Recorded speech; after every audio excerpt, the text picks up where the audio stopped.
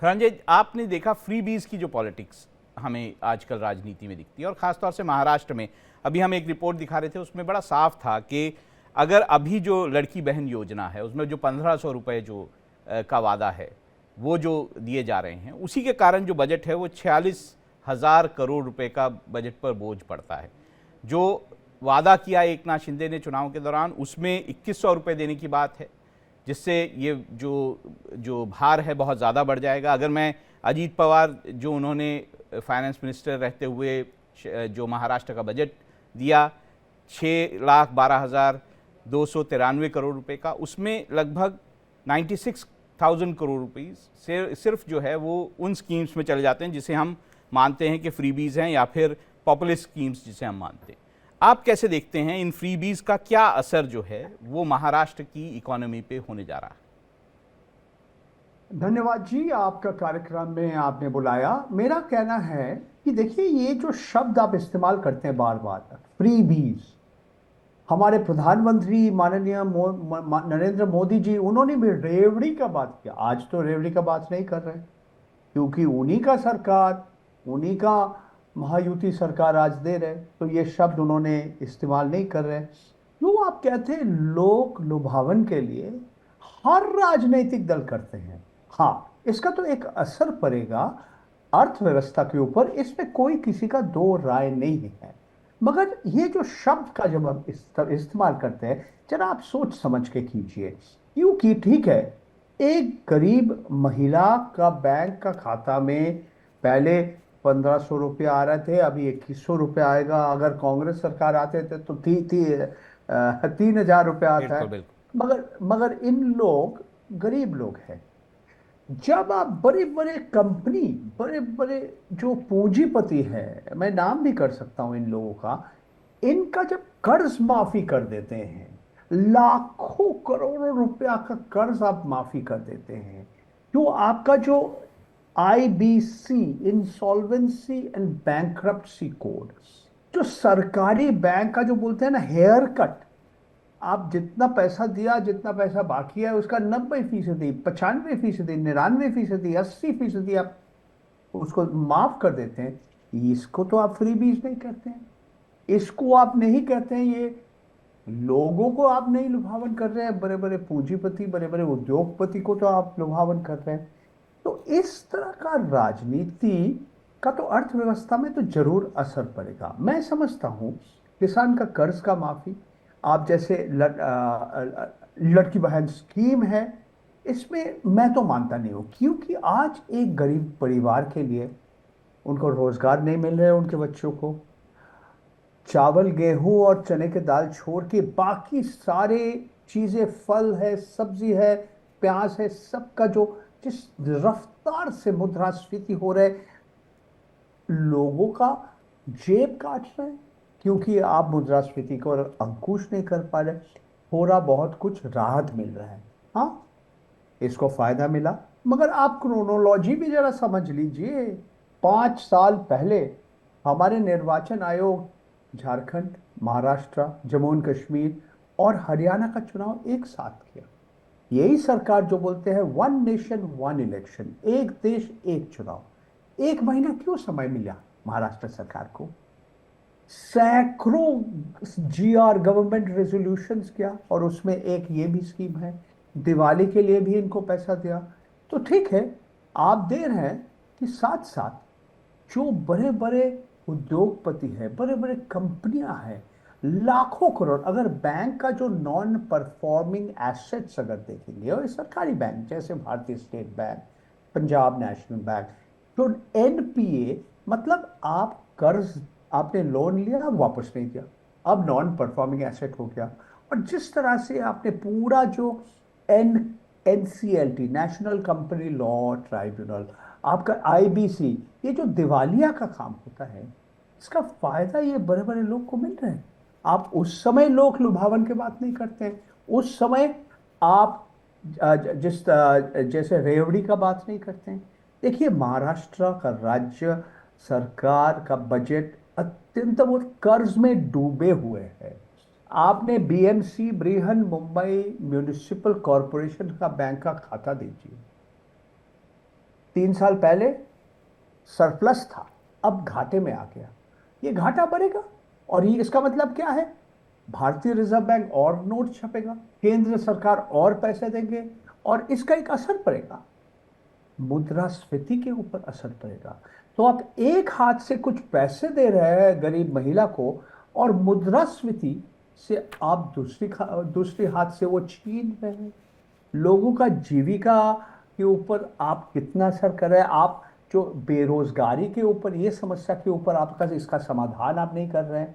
फिर भी तो इस तरह से लोक लुभावन कर राजनीति महाराष्ट्र में चल रहा है। इसका राजनीतिक फायदा मिला आपका महायुति का परंजय, मैं सरकार। एक चीज पूछना चाहूंगा जरूर। कि सीएजी कहता है कि महाराष्ट्र के संदर्भ में सीएजी कहता है कि आपको जिस तरह से आप खर्चा कर रहे हैं इन लोक लुभावन स्कीम्स को लेकर, उसके लिए आपको एडिशनल रिसोर्सेज जमा करने पड़ेंगे, चाहे टैक्स लगा के करें या फिर दूसरे मैयस के जरिए करें।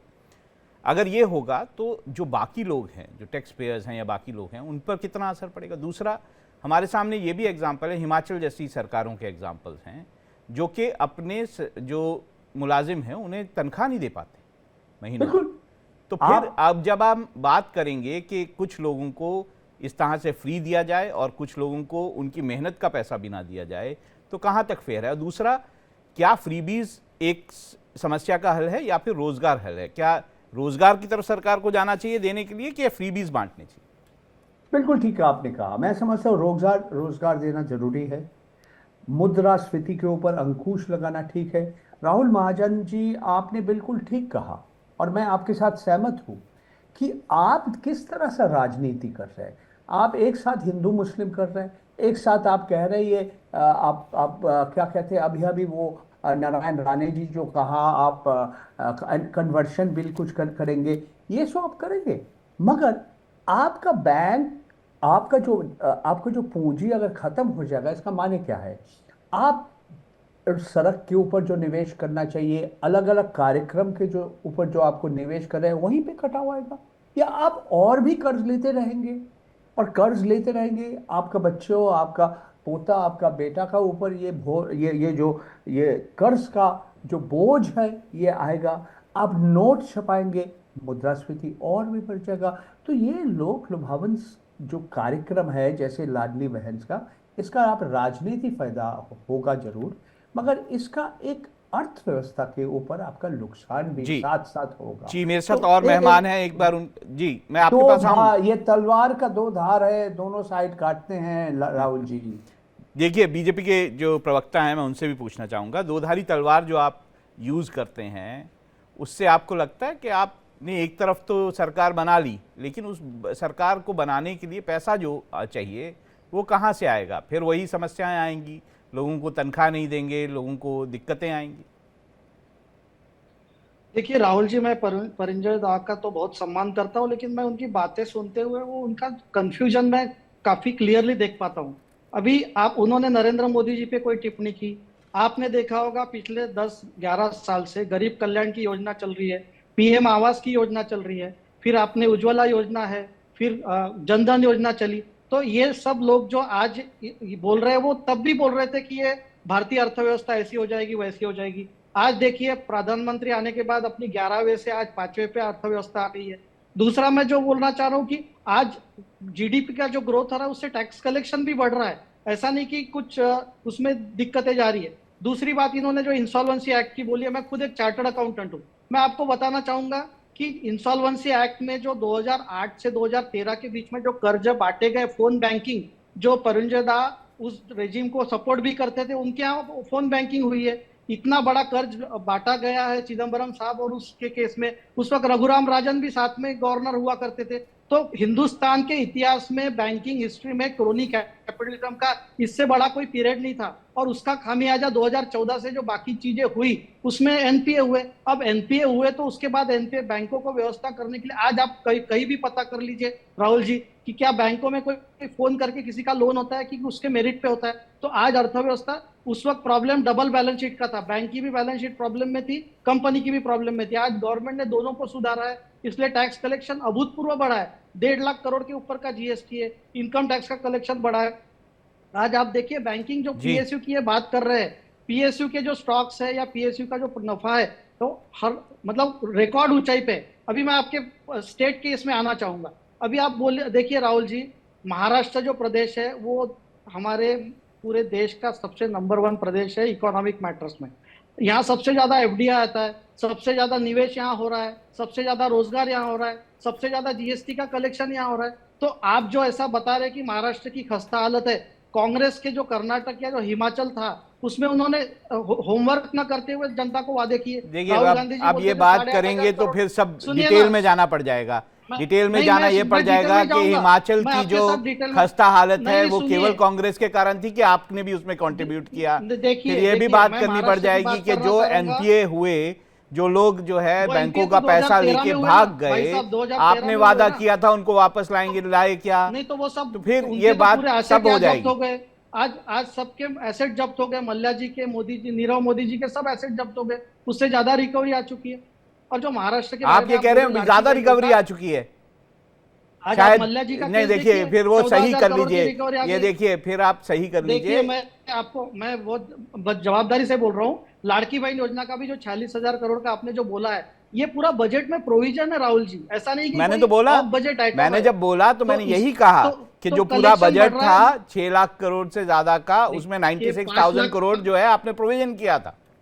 तो $5 ट्रिलियन की और इकोनॉमी उसके जब बाद जो आपने कर्ज देश की ले होगी, रखा है, उसमें $1 ट्रिलियन अभी देखिए। सर आपने जो आपने परिंदे कर्ज दा को ले पूरा रखा है समय दिया, आप महाराष्ट्र मुझे में, उसमें देखिए, आप मुझे पूरा करने नहीं दे रहे अपनी 48,578 बात। करोड़ रुपया आपको एनुअली ब्याज देना पड़ रहा है। भाई साहब, आप बाकी स्टेट का देखिए ना कैसा ये है। मैं तो ब्याज सर तो हर सारी स्टेट स्टेट दे की रही है, बात कर रहा हूं, मैं ऐसा एक तो की नहीं कर है रहा ना। देखिए, मैं ऐसा बोल रहा हूं कि आपको जो भी बजटेड है, और हमारी जो देवेंद्र जी के नेतृत्व में जो सरकार है पहले से चल रही है, उसमें भी $1 ट्रिलियन हमारा खुद का जीडीपी का हूं। टारगेट जी है। मैं तो चाहूंगा $1 ट्रिलियन पुरंजे जो हैं के वो इसका जवाब दें, वो बहुत इसमें स्टडी करते हैं तो वो ज्यादा बेहतर जवाब दे सकेंगे। पुरंजे, पहला बात है कि मैं, हम माननीय प्रवक्ता है समीर जी के बात से मैं सहमत नहीं हूं। आज जिस रफ्तार से भारतवर्ष का जीडीपी ग्रोथ बढ़ रहे थे, अब कम हो गया। अब भारत सरकार का आंकड़ा देखिए, मेरा बात मान लीजिए, पिछले लगातार 1.5 साल से ज्यादा जिस रफ्तार से भारतवर्ष का जीडीपी बढ़ रहा है, वो कम हो गया, वो रफ्तार कम हो गया। दूसरी बात, अगर एनपीए कांग्रेस और यूपीए सरकार के समय यह समस्या शुरू हुआ, ये और भी एक बड़ा एक राक्षस बन गया आज मोदी जी पिछले 10-11 साल में। दूसरी बात है कि आप भारत सरकार का आंकड़ा देखिए, महाराष्ट्र का रैंकिंग कहाँ था? 1 नंबर में था उद्योग नहीं में, आता अब, अलग बिल्कुल सही अलग। बात है। आज एक आज नंबर में ही है, आज निवेश में आज भी 1 नंबर में है, एक मिनट सर, उद्योग में भी 1 नंबर में है। कम हो गया, अब आज कम हो गया, आज 5 नंबर 6 नंबर बिल्कुल। में आ गया। आप महाराष्ट्र से मुंबई हटा दीजिए, पुणे कौन और सा डाटा नागपुर आप हटा देख रहे हैं, दीजिए, मुझे नहीं समझ में आ रहा। आप जो भारत पूरे सरकार का डाटा आ आंकड़ा रहे देखिए। हैं, नहीं ये भारत आप सरकार का ही नहीं, डेटा नहीं। है, आप देख लीजिएगा। खैर एनीवे, मा- पुरंजे जी महाराष्ट्र का आप वो जारी, पोजीशन आप पे कम बिल्कुल हो बोलिए। गया। बस इतना ही मैं कहना चाहता हूँ। आप महाराष्ट्र से मुंबई, पुणे, नागपुर हटा दीजिए, महाराष्ट्र का अर्थव्यवस्था बिहार और उत्तर प्रदेश से भी सबसे, उससे भी खराब है। सबसे राहुल जी, मैं ज्यादा इस पे बहुत मैं मेरी आपके आपत्ति पास है। आऊंगा, देखिए मैं सबको चांस देखिए, देता ऐसा हूं। ऐसा कोई मैं प्रदेश आप से आप समीर बोलेंगे जी, कि मैं आपके ये पास हटा आऊंगा, दो, ऐसा नहीं है मैं आपको 4 मौका शहर नहीं हटा दूंगा। दो समीर चीजें जी मैं आएंगी। आपके पास आऊंगा, आपको मौका दूंगा, उनको बोलने दीजिए, फिर आप बोलिए। आखिरी चीज मैं कहना चाहता हूं, आप खुद मेरा बात मत मानिए, आप देख लीजिए भारत सरकार का आंकड़ा। एक राज्य में सबसे ज्यादा किसान लोग आत्महत्या किया, वो है महाराष्ट्र। इसका कोई कारण? जी मैं समीर जी के पास जाऊंगा इसका जवाब लेने के लिए।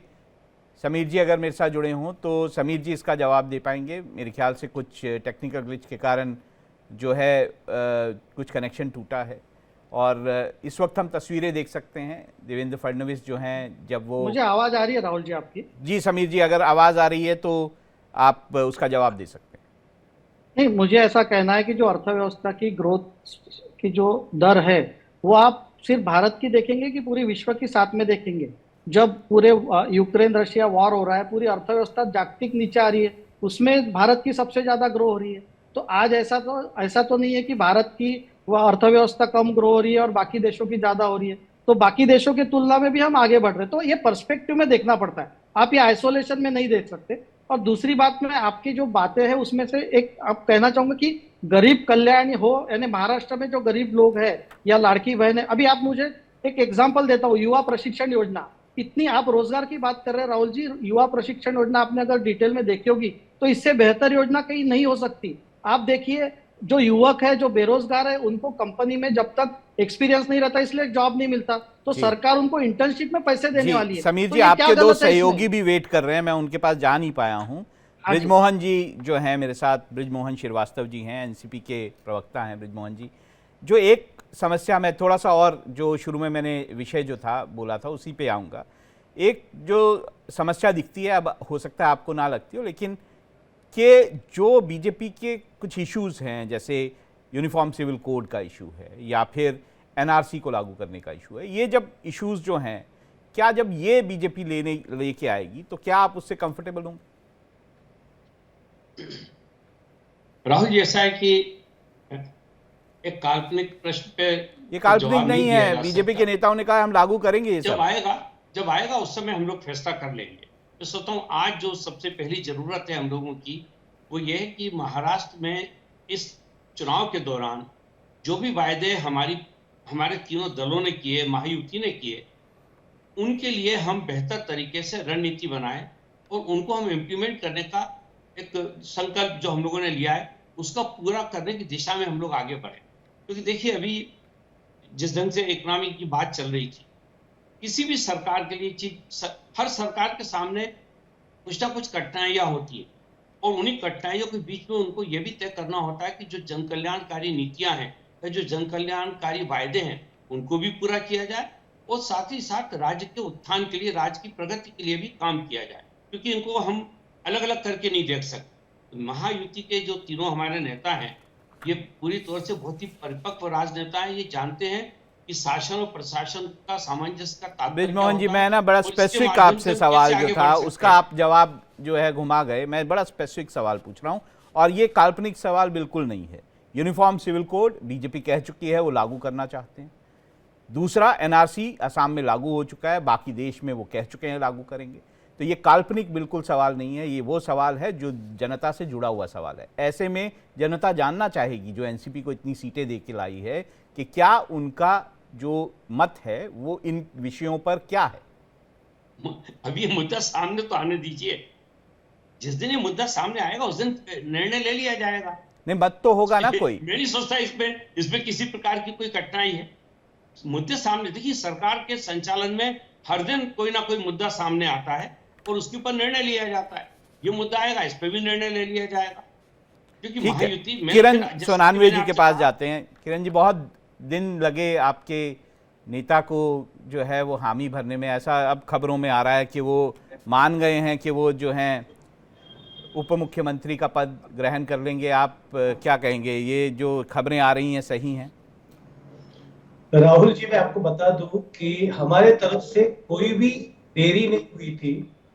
जो भी कुछ देरी हुई है वो भाजपा के नेता चुनाव के लिए देरी हुई थी। हमारे माननीय मुख्यमंत्री एकनाथ जी शिंदे जी ने दिल्ली में भी क्लियर कर दिया था। उसके बाद में वो दरेगांव में गए, दरेगांव में प्रेस कॉन्फ्रेंस ली, वहां पर भी क्लियर किया। फिर मुंबई में आए, मुंबई में भी प्रेस कॉन्फ्रेंस लेकर क्लियर की थी। ये तो भारतीय जनता पार्टी की एक व्यवस्था है नेता चुनने की उनकी, और उसमें देरी हुई। हमारे माननीय मुख्यमंत्री एकनाथ जी शिंदे जी ने ये पहले दिन से, जैसे ही चुनाव का रिजल्ट आया तभी बता दिया था कि हमने सारी जिम्मेदारी और सारे अधिकार जो है माननीय पंतप्रधान नरेंद्र मोदी जी को और अमित शाह जी को सौंप दिए। और जैसे ही आपने देखा कि भारतीय जनता यही बात होती तो देवेंद्र फडणवीस जी को ये क्यों कहना पड़ता कि मैं रिक्वेस्ट करता हूं एकनाथ शिंदे जी से कि वो सरकार को ज्वाइन करें। अगर देखिए, ये तो बयानों में साफ झलकता है ना चीजें। एकनाथ शिंदे जी नाराज थे, वो कुछ चाहते थे, बीजेपी नहीं दे रही थी। में इस तरह की कोई भी मन मुटाव वाली ऐसी बात नहीं है। देखिए, इसमें कोई बात नहीं है। और अभी आपने देखा कि माननीय मुख्यमंत्री एकनाथ शिंदे जी ने कल अभी उप मुख्यमंत्री पद की शपथ ले रहे। इतने बड़े राज्य का कारभार, इतना बड़ा जनादेश मिला है, तो बड़े जनादेश के साथ में बड़ी जिम्मेदारी भी आती है। तो आने वाले इसके लिए अच्छी तरह से नेता का और बाकी सारी व्यवस्था हो, इसके लिए थोड़ी भाजपा के तरफ से और ऐसी देरी हुई होगी, लेकिन हमारे तरफ से हमारे भाजपा की तरफ से आपको लगता है पोर्टफोलियो, क्लियर आपको लगता है पोर्टफोलियो डिस्ट्रीब्यूशन में भी देरी होगी या आपको लगता है वो आराम से हो जाएगा? नहीं तो वो तो अभी तो बता दिया था ना कि कल केवल यानी देवेंद्र फडणवीस जी और दो मुख्यमंत्री उप मुख्यमंत्री जो है वो शपथ ग्रहण करेंगे, और जो खाते के लेकर दोनों तीनों में अभी बातचीत चल रही है। चलिए ठीक है।